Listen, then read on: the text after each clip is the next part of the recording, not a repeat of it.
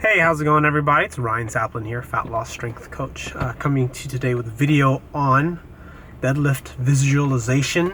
I guess simple visualization is sort of like, I swear, everything that I'm trying to do in my business and in my life, I always find a way to relate it to the deadlift because that's one of my most in-depth experiences that I've had in training.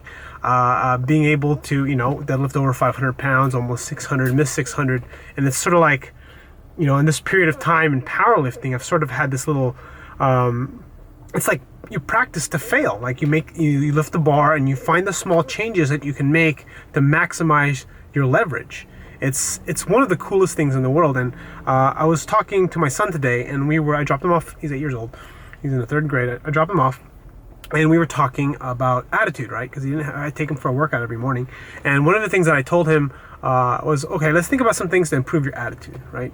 And what's visualization and attitude have anything to do with deadlifting? Well, let's take a look at this for a second. Visualization is essentially how you lift heavy ass weights. You think about making a successful lift. You think about grabbing the bar and not letting go. You think about dropping your hips. You think about tightening your core. You think about taking in your breath. You think about putting pressure against your belt. There's just so much that happens. But at the end of the day, or at the end of the set, it's about completing the lift with as much power and force with perfect technique. And if you've lifted heavy, you know what I'm talking about. It's not easy. But the 6 things that we talked about improving attitude relate so much to deadlifting and life that you can learn so much from training hard to improve your life. It's just being able to connect the dots, and I'm going to do that for you right now.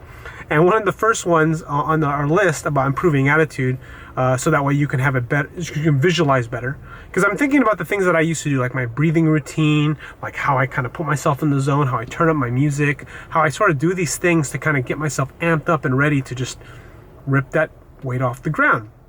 And one of the ones that we said, how do you change your attitude? And to make my son laugh, you can sing. I said, so number 1 is singing. Now, are you going to sing when you are about to deadlift? I went, la, la, la, la, la, la, la. He started laughing because he was, not in a good attitude or a good mood. So, but in deadlifting, if you listen to Eminem or you listen to rap, you can rap. Or maybe just because the thing about singing that I really want to relate the most is about you're intense, but you're relaxed. There's one thing to be tensed up in your neck and in your face and in your shoulders and kind of breathing shallow, but when you sing, you have to breathe from your diaphragm, or at least when you want to take a big, like, vocal whatever, when you sing really loud with a strong voice, you're breathing from your belly, or from Elliot Hull says, you're breathing from your balls, being able to use your diaphragm. So the concept of singing is right there, right? It's that belly breathing, that connectedness to your core. The second thing is smile. Now, smile is more of smile is a good way to change your attitude, but it's not necessarily the attitude you want to have when you're deadlifting. So this is actually against the idea. And the reason why I will say is like, well, you don't want a fake smile. How about that? Because one of the things is like when you smile, that's a fake ass smile, is you stretch your face, you put tension in your face. And what you want when you're about to lift heavy or do anything with lots of aggression or lots of speed or lots of power or something that's very difficult, you want to be relaxed in the face, right? So don't smile, learn how to relax your face. Number 3 is posture. This is an obvious one. Being able to have the proper pelvic position in underneath your spine, right? So that way you have better leverage from your hamstrings and glutes. So the fact that you pull your shoulders back, you keep your chest tall, and you grip and rip. Now I know what you might be thinking if you're into deadlifting, and if you round your upper back, that's bad posture. Well, actually in the deadlift, you're actually supposed to have a little bit of a rounding in your back anyway.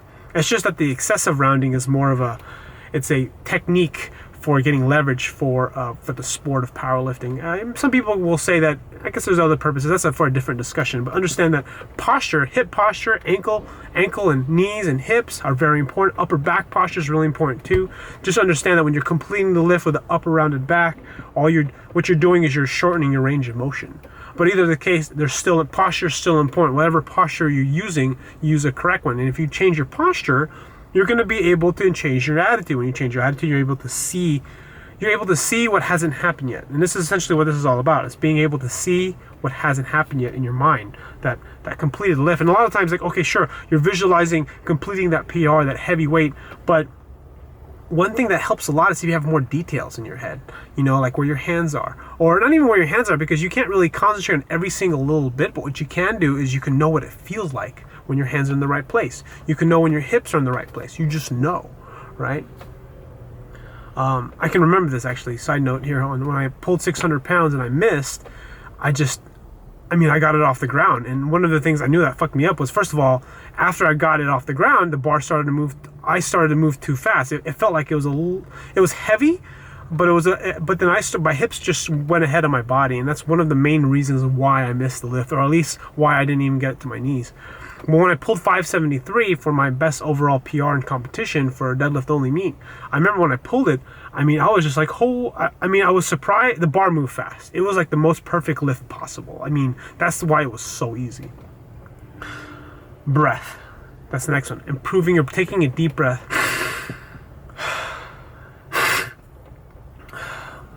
Congested here. So like singing and breathing, they're the same thing really. Like being able to sing well, sing strong,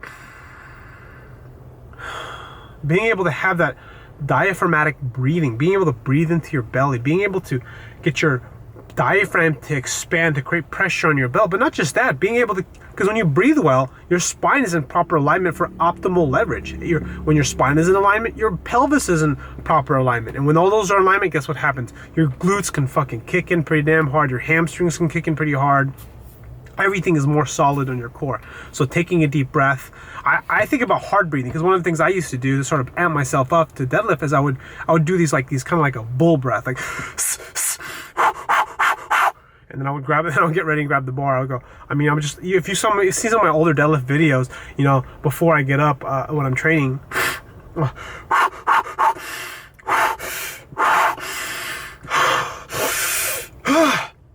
and then I'll walk up, and it's like I just did that just now. Like I get this like this almost like a little mild lightheadedness, but it's so amazing what that does. Next is strong voice, which again sort of connects with all these things: singing, posture, breathing. If you think about it, all of this is related to breathing, right? Being able to use your diaphragm, because when you breathe well, your diaphragm is functioning well. When your posture is in good position, you have better breathing position, you have better core alignment, you have better posture alignment on your spine, which allows other muscles to function, but joints are able to get the most leverage out of it. So that's the other thing too, right? So strong voice, you know, so I just did that heavy breathing exercise.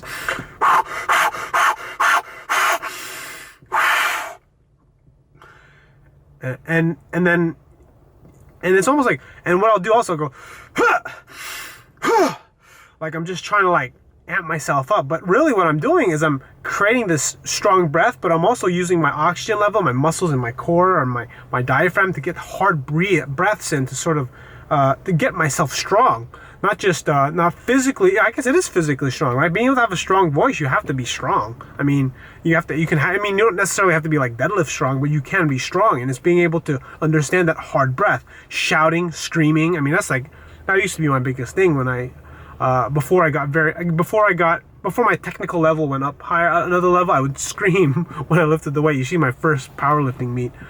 You can probably look it up. If you look at my search on my channel, you can just put Ryan Saplin 551 deadlift. It'll pop up, because that was my my best deadlift, or it might have been 545. I can't remember which one it was.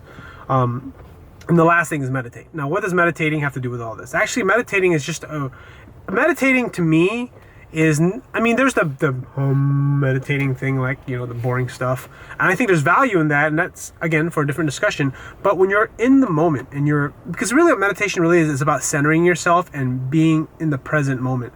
And when you're training heavy and you're training hard, whether it be doing like 100 burpees for time, or you're deadlifting, you know, your heaviest weight you've ever lifted, you have to be in the moment to really essentially be focused, right? To have that 100% focus where you are not distracted, and all you're focused on is completing your mission of completing the lift.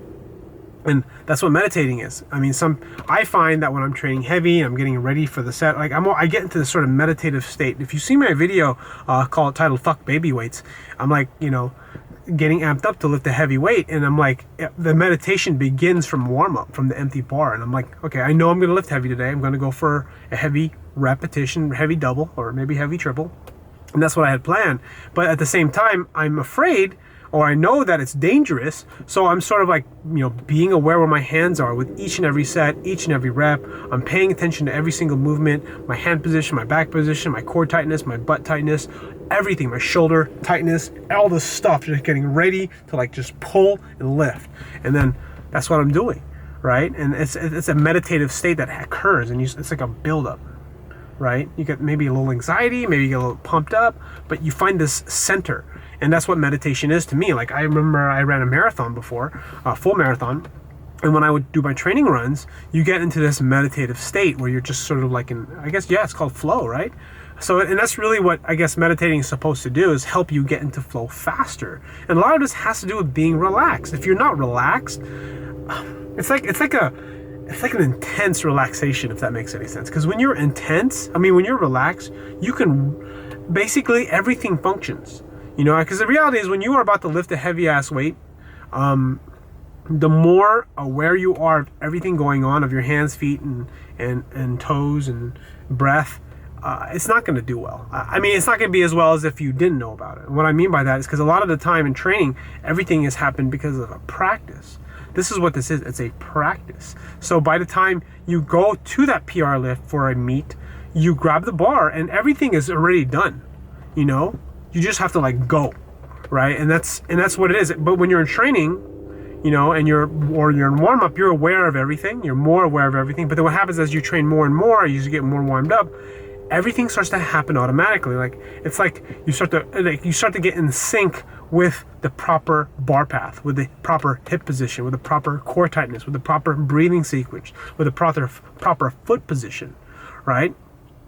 This is why I'm a big believer in heavy singles for deadlifts, because you can analyze each and every single repetition, mostly I say when you're building technique. When you're building strength, though, for like a longer strength cycle, the RDLs, maybe the touch and go deadlifts are a little bit more important, because they beat the shit out of you, and what you do is you end up being able to build a different strength foundation, if that makes any sense. Whereas with the singles is more of a technical foundation, but they both do the same thing. There's crossover.